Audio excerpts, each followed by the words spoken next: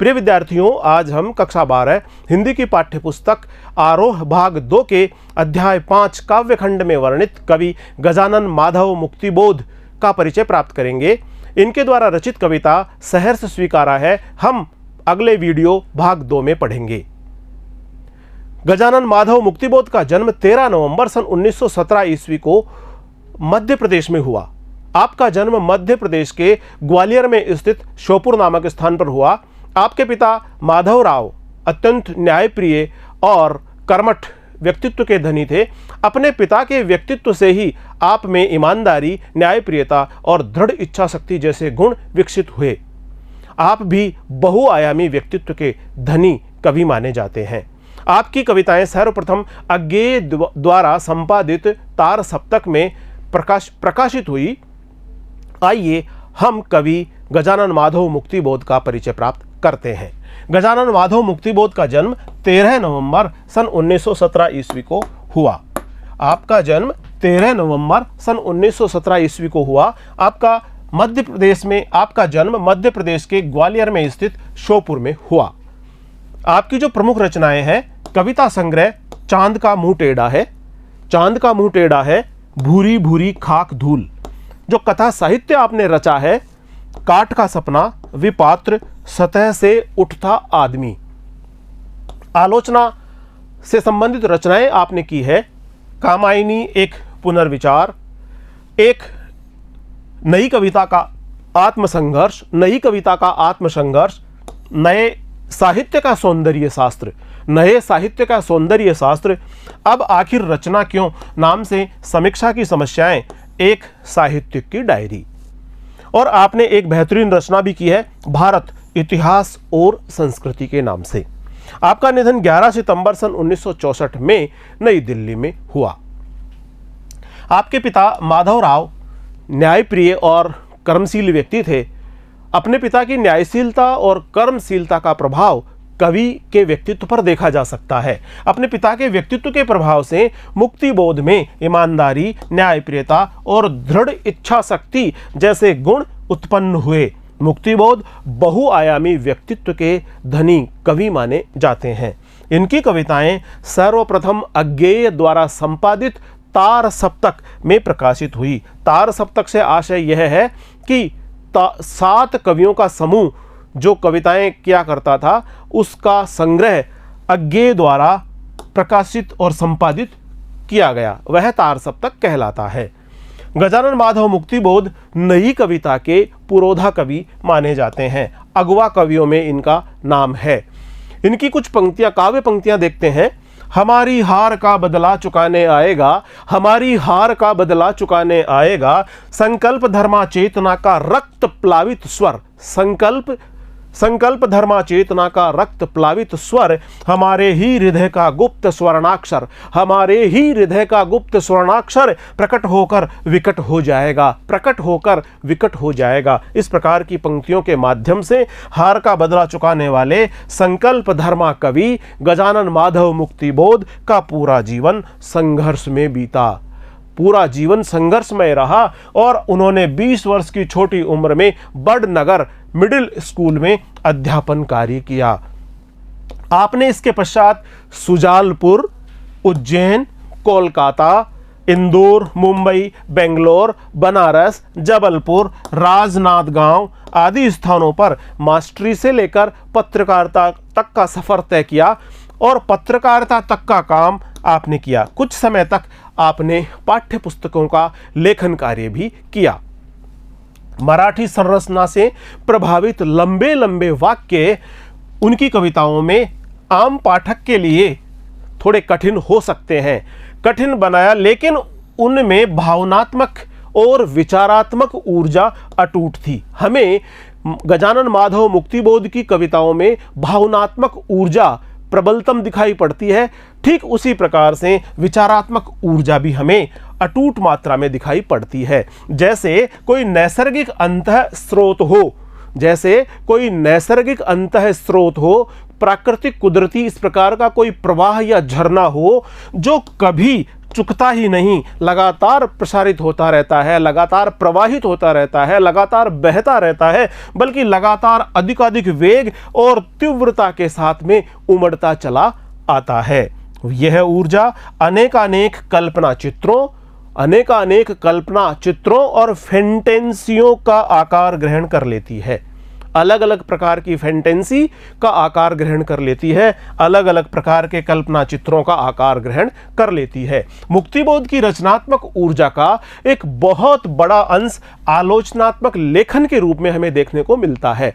आलोचनात्मक लेखन और साहित्य संबंधी चिंतन में सक्रिय रूप से हमें देखने को मिलता है। वे एक समर्थ पत्रकार भी थे। उनके हृदय में कवि होने के साथ साथ एक पत्रकार भी छुपा हुआ था। वे एक समर्थ पत्रकार भी थे। इसके अलावा आपने राजनीतिक विषयों पर, अंतर्राष्ट्रीय परिदृश्य और देश की आर्थिक समस्याओं पर भी लेखन कार्य किया है। कवि शमशेर बहादुर सिंह के शब्दों में उनकी कविता के बारे में जो लिखा है, कवि शमशेर बहादुर सिंह कहते हैं कि अद्भुत संकेतों भरी उनकी कविता होती है। उनकी कविताओं में जिज्ञासाओं से अस्थिर होने का भाव देखने को मिलता है। कभी दूर से शोर मचाती तो कभी कानों में चुपचाप राज की बात कहती हुई चलती है उनकी कविताएं। हमारी बातें हमको सुनाती है। कवि शमशेर बहादुर सिंह कहते हैं कि उनकी लेखनी के माध्यम से जो भाव विचार प्रकट होते हैं, हमें ऐसा लगता है जैसे हमारे मन की बात ही वो कह रहे हैं। हमारी बातें हमको सुनाती है। हम अपने को एकदम चकित होकर देखने लगते हैं और पहले से अधिक पहचानने लगते हैं। उनके लेखनी के माध्यम से प्रकट भावों को पढ़कर हमें लगता है कि हम अपने आप को और अधिक बेहतर तरीके से पहचानने लगे हैं। मुक्तिबोध की कविताएं सामान्यतः बहुत लंबी होती है।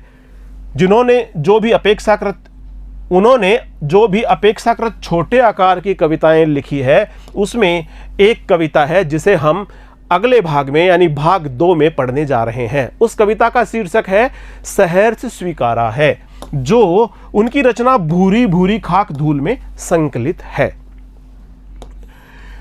सहर्ष स्वीकारा है जो कविता है, सहर्ष स्वीकारा है, उसमें स्वीकारना और एक तो होता है स्वीकारना। एक कवि कहते हैं कि एक तो होता है स्वीकार करना, स्वीकारना, किसी चीज को स्वीकार कर लेना, और एक होता है किसी चीज को खुशी खुशी स्वीकार कर लेना, हर्ष के साथ स्वीकार कर लेना, प्रसन्नता के साथ स्वीकार कर लेना, और दूसरा होता है सहर्ष स्वीकारना, यानी खुशी खुशी स्वीकार कर लेना। यह कविता जीवन के सुख दुख, संघर्ष अवसाद, उठापटक सम्यक भाव से अंगीकार करने की प्रेरणा देती है। ये जो कविता है सहर्ष स्वीकारा है, यह जीवन के सुख दुख को, समस्याओं को और चुनौतियों को, संघर्ष और अवसाद को, उठापटक को एक सम्यक भाव से अंगीकार करने की प्रेरणा पाठक को देती है। कवि को जहां से ये प्रेरणा मिली, प्रेरणा के उस उत्स तक भी हमको यह लेकर जाती है। उस विशिष्ट व्यक्ति या सत्ता के कवि ने किस को संबोधित किया है, विशिष्ट व्यक्ति कौन है, कौन प्रियजन है, कौन सी परम सत्ता है जिसकी ओर संबोधित करते हुए कवि अपने भाव व्यक्त कर रहा है, कि इसी सहजता के चलते उसको स्वीकार किया था। कुछ इस तरह स्वीकार और आत्मसात किया था कि आज तक वह सामने नहीं है। वो जो प्रियजन है या जो परम तत्व, परम सत्ता जिसको संबोधित करते हुए कवि कह रहा है, वह आज तक सामने नहीं है, तो भी आसपास उसके होने का एहसास है, तो भी उसके होने का एहसास है कि वो आसपास ही होगा।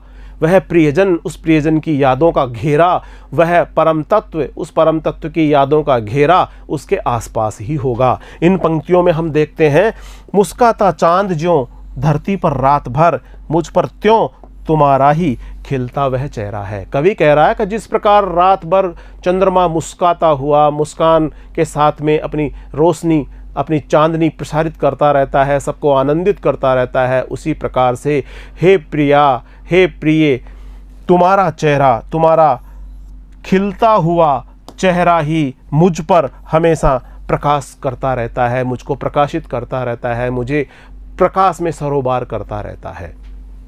चूंकि ये एहसास आप्लावनकारी है, क्योंकि यह जो एहसास है, ये जो भाव है, ये आप्लावनकारी है, पूरी तरह से डुबो देने वाला है, निमग्न कर देने वाला है, चारों ओर जलमग्न हो जाना आप्लावनकारी का आशय होता है। और कविता का मैं उसकी भाव प्रवणता के निजी पक्ष से उबर कर सिर्फ विचार की तरह उसे जीना चाहता है। कवि चाहता है कि वह इस कविता को विचार की तरह जिए, एक विचार की तरह इस कविता को जीना चाहता है, एक श्रेष्ठतम विचार की तरह वो इस कविता को जीना चाहता है, क्योंकि बृहत्तर विश्व की, बहुत बड़े विशालकाय इस पूरे के पूरे जगत की, पूरे संसार की, बृहत्तर विश्व की गुत्थियां सुलझाने में उसकी मदद करेगी। इस बृहत्तर विश्व की, इस बहुत विशालकाय विश्व की बहुत सारी गुत्थियां हैं, बहुत सारा यहाँ पर सुख है, दुख है, चुनौतियाँ हैं, समस्याएं हैं, उठापटक है, अवसाद है, कुंठा है, कई प्रकार की स्थितियां और परिस्थितियां हैं, सकारात्मक भाव है, नकारात्मक भाव है, इन सबको सुलझाने में कवि की मदद करेगी। वह दिवंगता माँ, पत्नी, इस कविता में कवि संभवतया जिनकी ओर संकेत कर रहा है वह दिवंगता माँ हो सकती है, पत्नी हो सकती है, उनकी प्रिय बहन हो सकती है, सहचरी यानी कोई प्रेयसी हो सकती है, कोई भी हो सकती है। सहज स्नेह की ऊष्मा, जब सहज स्नेह की ऊष्मा, सहज प्रेम का ताप जब विरह में अग्निशिखा सी उद्दीप्त हो उठा है, थोड़ी थोड़ी सी निसंगता भी एकदम से जरूरी हो आई है। जब स्नेह की ऊष्मा विरह में बदल जाए, स्नेह की ऊष्मा जब विरह की अग्नि में बदल करके अग्निशिखा सी प्रदीप्त होने लगे, तो उसकी जो निसंगता है वह एकदम से जरूरी हो आती है। और अब कवि चाहता है कि उसे मोह से मुक्ति मिल जाए।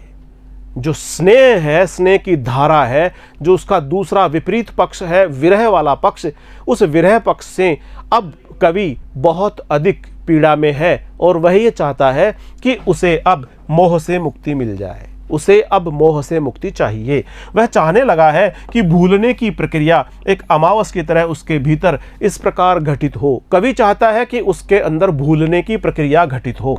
भूलने की प्रक्रिया का आशय है कि उसके जीवन में जितनी भी जो खट्टी मीठी यादें हैं, उनमें से ऐसी यादें जो उसको हमेशा भार की तरह लगती है, वजन की तरह लगती है, हमेशा उसको चिंतित बना देती है, इस प्रकार की जो यादें हैं वो यादें उससे दूर हो जाए, वह उनको भूल जाए। एक अमावस की तरह उसके भीतर इस तरह घटित हो कि चांद जरा सा ओट हो ले, अंधेरे से सामना हो तो चित्त की ताकत बढ़ जाए। लगातार ये भौतिक और मानसिक अवलंब अंदर एक अज्ञात भय भी कायम करता है। ममता के बादल की मंडराती कोमलता क्योंकि भीतर पिराती है। ममता के बादल की मंडराती कोमलता क्योंकि भीतर पिराती है, बहलाती सहलाती आत्मीयता बर्दाश्त नहीं होती। कवि कहते हैं यहाँ पर कि उसके प्रिया का जो बहुत अधिक मात्रा में ममत्व उसके ऊपर बिखर रहा है, ममत्व का भाव उसके ऊपर बहुत ज़्यादा प्रवाहित हो रहा है, प्रसारित हो रहा है, और इस प्रकार से उसकी जो कोमलता है, उस ममत्व के भाव की जो कोमलता है, उसके प्रबलता, ममत्व के प्रबल भाव की कोमलता है, वह उसे भीतर ही भीतर पिराती है, पीड़ा पहुंचाती है। पीर मानी दुख देती है, पीड़ा पहुंचाती है। बहलाती सहलाती आत्मीयता, और जो उस प्रियजन का जो बहलाने का, सहलाने का और आत्मीयता प्रदर्शन करने का भाव है, अब बर्दाश्त नहीं होता। अब कवि से वह भाव बर्दाश्त नहीं होता।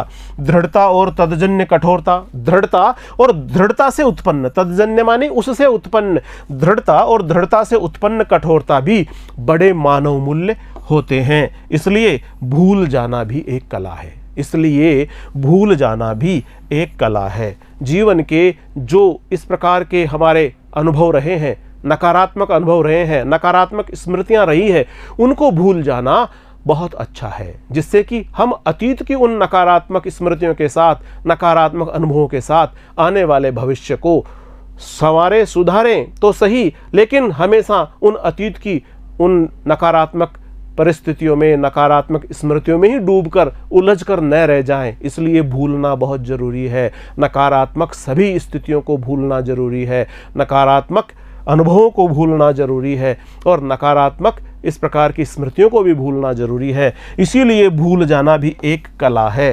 इसलिए भूल जाना भी एक कला है।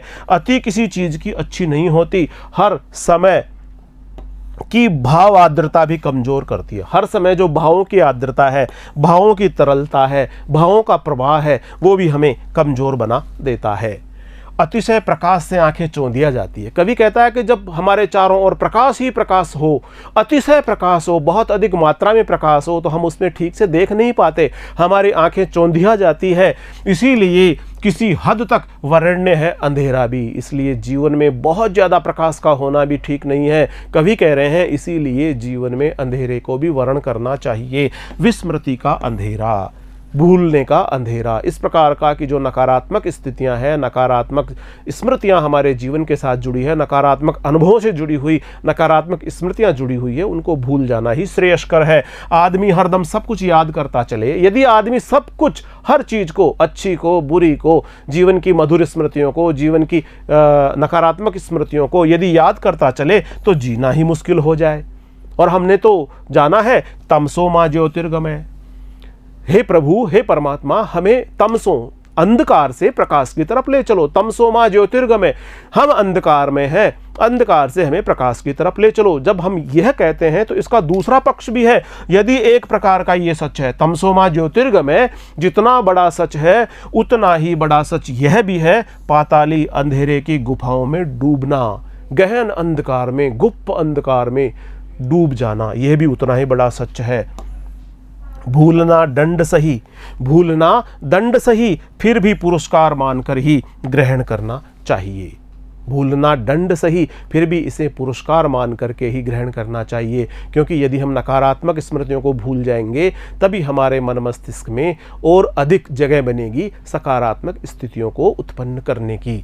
धुएं के बादल भी पूर्ण विस्मृति घटित नहीं कर पाते, यादों का धुंधलका वहाँ पर भी रहता है। और जब हम गहन अंधकार में भी पहुँच जाते हैं, वहाँ पर भी जो यादों का धुंधलका है, यादें हैं, हमारे प्रियजनों की जो यादें हैं, वो वहाँ पर भी पहुँच जाती है। मनुष्य की संपूर्ण चेतना उजाला अंधेरा, अंधेरा उजाला, सुख दुख, स्मृति विस्मृति के ताना भरना से बुनी एक कबीरी चादर है। कबीरदास जी कहते हैं कि मैंने तो इस जीवन में परमपिता परमेश्वर को एक माना है और उसके द्वारा दिया हुआ ये शरीर और ये आत्मा मैं जन जन के हित में कार्य करके ठीक उसी प्रकार से वापस लौटा दूंगा, वापस सौंप दूंगा जिस प्रकार से मुझे ये चादर प्राप्त हुई है। इसे कबीरी चादर कहा गया है। यानी कबीर सुख में, दुख में, सब भाव में सम दृष्टि रखते थे, समभाव से ही वो जीवन जिया करते थे, जिसे आत्मा चारों ओर से यानी संपूर्णता में लपेट लेना चाहती है। ये एक कबीरी चादर है जिसे आत्मा चारों तरफ पूरी संपूर्णता में लपेट लेना चाहती है। और जीवन का निष्कर्ष भी तो यही है कि वह किसी का नहीं, क्योंकि सब उसकी परछाई है।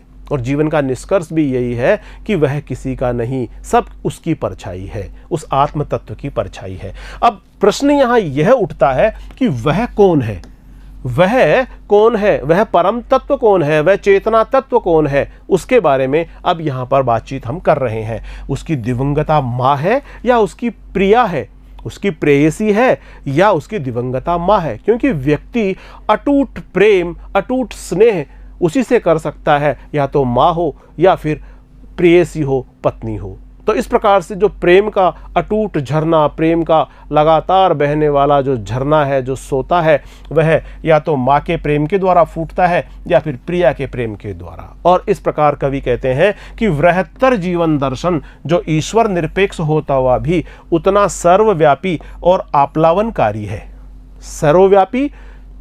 सर्वव्यापी और आप्लावनकारी। आप्लावनकारी का आशय है जिसमें सब डूब जाए, जिसमें सब निमग्न हो जाए, जितना कबीर के राम या वर्ड्सवर्थ की मातृमना प्रकृति। कबीरदास जी कहते हैं कबीर के राम और वर्ड्सवर्थ की मातृमना प्रकृति। ये गुत्थी न भी सुलझे तो भी कविता अपनी मर्म स्पृशता। गुत्थी कौन सी नहीं सुलझे कि कवि किसे संबोधित कर रहे हैं। कवि अपनी माँ को संबोधित कर रहे हैं, अपनी प्रिया, अपनी प्रेयसी को संबोधित कर रहे हैं, या किसी चेतन तत्व को संबोधित कर रहे हैं। अगर ये गुत्थी न भी सुलझे तो भी कविता अपनी मर्म स्पर्शिता और द्वंद्व विहलता के कारण उतनी ही संगत और विशिष्ट है। साधक और साध्य की एकात्मकता, साधक की और साध्य की एकात्मकता।